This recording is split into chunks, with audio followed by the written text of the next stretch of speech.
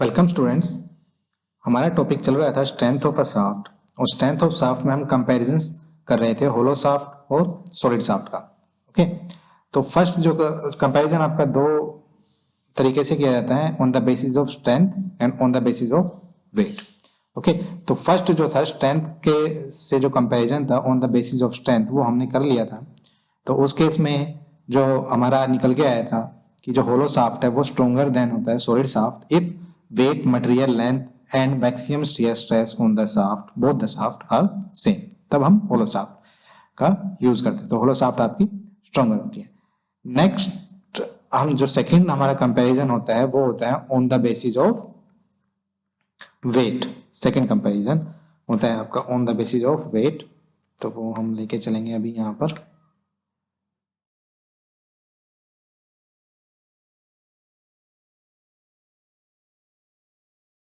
तो इसको एक बार कॉपी कर लेते हैं हम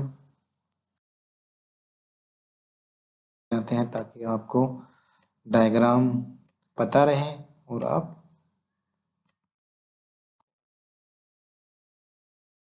करते हैं सेम डायग्राम का यूज। तो ये तो था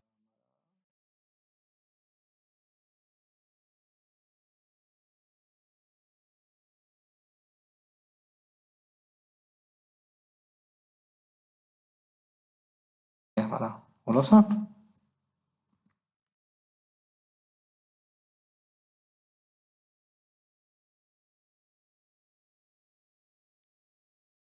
ये सॉलिड शाफ्ट, दो शाफ्ट है हमारे पास, होलो एंड सॉलिड।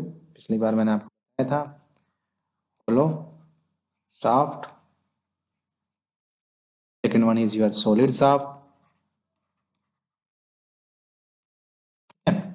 और होलो शाफ्ट का जो इनर डायमीटर, होलो शाफ्ट में जो इनर डायमीटर है D I is your inner dia and D not is your outer dia. Similarly इसका D is your dia solid shaft का डायमीटर। ओके, तो ये चल रहा था। जो प्रीवियस जो होलो शाफ्ट था उसमें जो हमने प्रीवियस कंपैरिजन किया था on the basis of strength, तो उसमें जो हमने पैरामीटर फिक्स रखे थे वो पैरामीटर हमारे थे weight, material, length and shear stress. ये हमारा सेम था दोनों शाफ्ट के लिए। लेकिन इस केस में हम क्या कहते हैं वेट के बेसिस पे कंपैरिजन कर रहे हैं। तो इस केस में हम क्या क्या सेम रखेंगे, हम सेम रखेंगे इसमें टॉर्क जो अप्लाई की है दोनों शाफ्ट के ऊपर ये सेम रहेगा, हमारा मटेरियल सेम रहेगा दोनों शाफ्ट का, दोनों शाफ्ट का लेंथ सेम रहेगा। ओके, एंड दोनों शाफ्ट के ऊपर जो आपकी शियर स्ट्रेस लग रही है वो भी आपका सेम रहेगा, मैक्सिमम शियर स्ट्रेस ये भी सेम रहेगा। इस बेस पे हम कंपैरिजन करते हैं। इस बेस पे हम कंपैरिजन करेंगे तो वेट, जैसे कि प्रीवियस लेक्चर में मैंने आपको बताया था वेट क्या होता है आपका, weight equals to density into volume. Weight के लिए हम कैपिटल डब्ल्यू का यूज करेंगे, डेंसिटी के लिए रो और वॉल्यूम के लिए वी। ओके, तो हमें कंपैरिजन करना है on the basis of weight, that means weight of hollow shaft divide by weight of solid shaft, ये नहीं हमें फाइंड आउट करना है। तो weight of hollow shaft that is density of hollow shaft into volume of hollow shaft divide by density of solid shaft into volume of solid shaft. अब क्योंकि आपका material same है, मटेरियल सेम है तो आपका डेंसिटी सेम रहेगा। Okay, because rho H equals to rho S, because material is same, बहुत shaft का जो है वो मटेरियल है वो आपका सेम है। ओके, और वॉल्यूम, वॉल्यूम क्या होता है आपका एरिया इंटू लेंथ।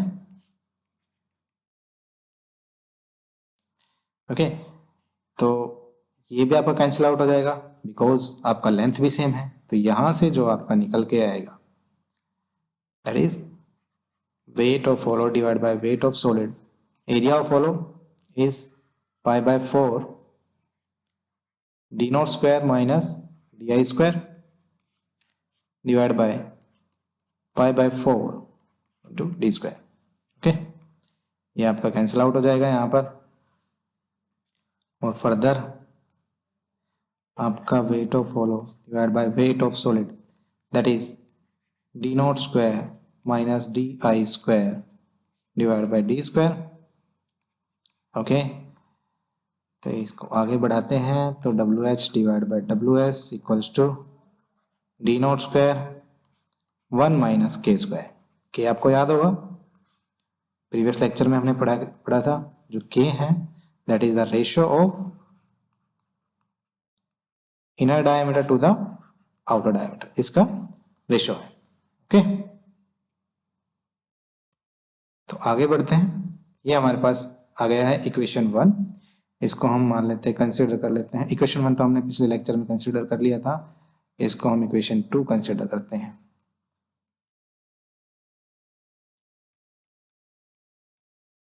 स्क्वायर इसको हमने इक्वेशन 2 कंसिडर कर लिया. ओके, ये हमारा हो गया इक्वेशन 2. अब क्योंकि आपका टॉर्क, जो टॉर्क ट्रांसमिटेड है वो आपका सेम है बोथ शाफ्ट का. जो आपने टी जो ट्रांसमिट किया है, torque transmit of hollow shaft and torque transmit of solid shaft, ये दोनों का सेम है. तो आपको पता है torque transmit of hollow shaft is tau into pi by 16 D not cube 1 minus K raise to power 4 ये होता है. और torque transmit of solid shaft is tau into pi by 16 D cube. Okay, क्योंकि आपका C S test same है तो ये आपका कैंसिल आउट हो जाएगा. पाई बाय 16 आपका कैंसिल आउट हो जाएगा यहाँ पर. ओके, एंड यहाँ से जो आपके पास वैल्यू आएगी निकल के, क्योंकि हमें इक्वेशन 2 को फर्दर सोल्व करना है तो इसलिए जो आपके पास वैल्यू निकल के आएगी यहाँ से that is D cube equals to D not cube 1 minus K raise to power 4. Okay, इसको फर्दर अगर हम कर लेते हैं तो D equals to D not 1 minus K raise to power 4 raise to power 1 by 3. Okay, ये आया है. अब इस d की वैल्यू हम पुट करेंगे इक्वेशन 2 में. क्या करेंगे? Put value of d in equation 2. Okay, यहां पुट कर देंगे इसकी वैल्यू. यहां पर d की वैल्यू हम यहां पर पुट कर देंगे यहां पर. तो हमारे पास जो निकल के आएगा, जो वैल्यू निकल के आएगी हमारे पास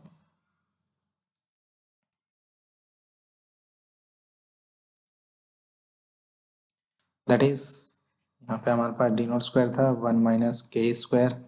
ओके, और नीचे डी स्क्वायर था तो D not 1 minus K raise to power 4 1 by 3 और इसका स्क्वायर.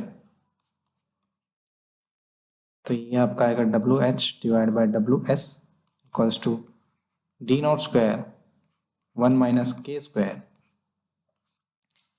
ये आपका स्क्वायर ओके बाहर आ जाएगा डी नॉट स्क्वायर और इसकी वैल्यू हो जाएगी 1 minus K raise to power 4 2 by 3. Okay, ये हमारे पास आ गया इतना. फर्दर इसको सिंप्लीफाई करते हैं. W H divide by W S equals to, क्योंकि ये आपका यहाँ पर कैंसिल आउट हो जाएगा, हो गया. ओके, तो 1 minus K square divide bye 1 minus K raise to power 4. अब ये 2 बाय 3 है. 2 बाय 3 को हम स्प्लिट कर लेते हैं. किसमें स्प्लिट कर लेते हैं? 1 माइनस 1 बाय 3 में. ओके, 1 माइनस 1 बाय 3 में हम स्प्लिट करेंगे तो ये हमारे पास वैल्यू आएगी W H divide by W S 1 minus K square.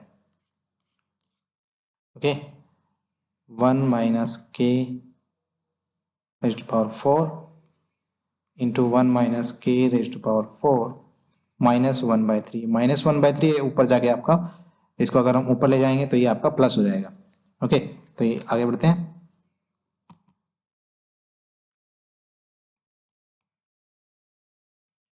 WH divide by WS equals to 1 minus K square.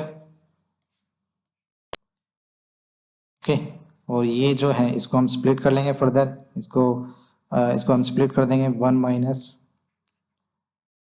के स्क्वायर एंड 1 प्लस के स्क्वायर। ओके, और इसको हम ऊपर ले गए हैं, ये जो 1/3 था इसको हम ऊपर ले जाएंगे, ऊपर ले जाएंगे तो ये आपका 1 minus K raise to power 4 raise to power 1/3 ये हो जाएगा। ओके, यहाँ पर आपका ये आपका कैंसिल आउट हुआ। ठीक है, ये आपका कैंसिल आउट हो जाएगा यहाँ पर।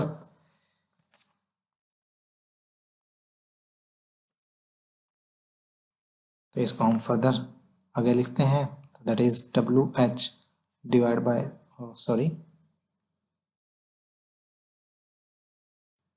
WH divided by WS, that will be 1 minus k raised to power 4 power 1/3 divided by 1 plus k square। Okay, ये हमारे पास वैल्यू आ गई। ओके, ये हमारे पास इक्वेशन आ गई है, ये कंपैरिजन आ गया हमारे पास on the basis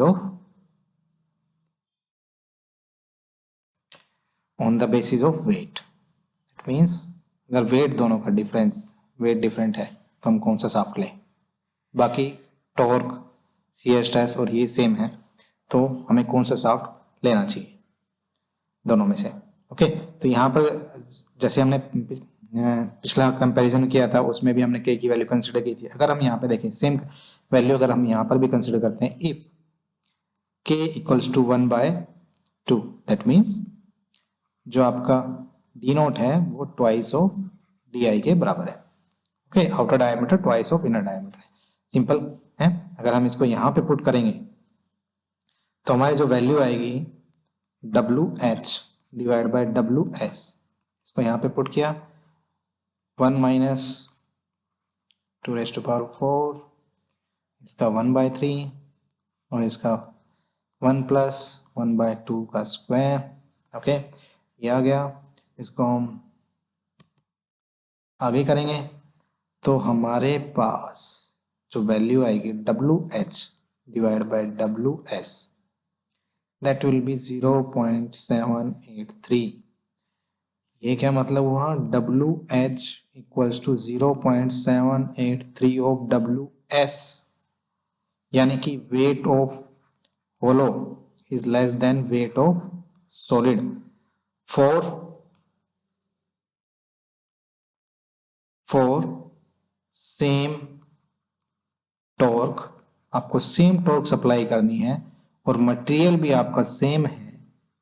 okay, and length भी आपका सेम है, और उसमें जो आपका shear stress maximum shear stress है वो भी अगर आपका सेम है। ओके, मैक्सिमम शियर स्ट्रेस भी अगर आपका सेम है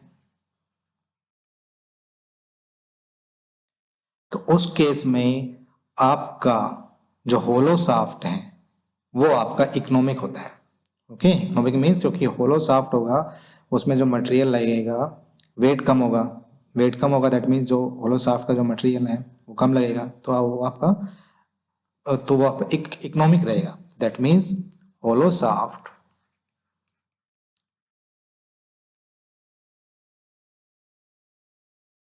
is lighter or economic than solid shaft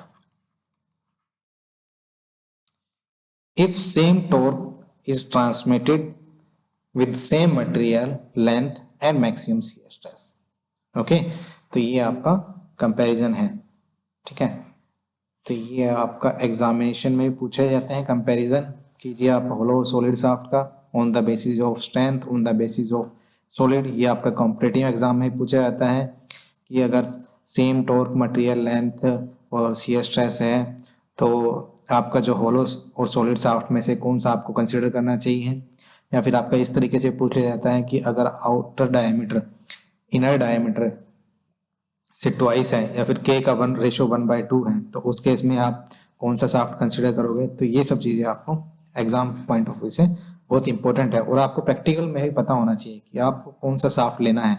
अगर सेम आपको टॉर्क, ये अगर पैरामीटर्स जो हमने यहाँ पे रखे हैं अगर सेम रखे, अब वहाँ पर भी आप प्रैक्टिकल में भी यही चीज़ सेम है तो आपको कौन सा शाफ्ट कंसिडर करना है। ओके, वो आपके डिज़ाइन के लिए बेस्ट सुटेबल होगा। ओके, तो कंपैरिजन में इतना ही। Thank you.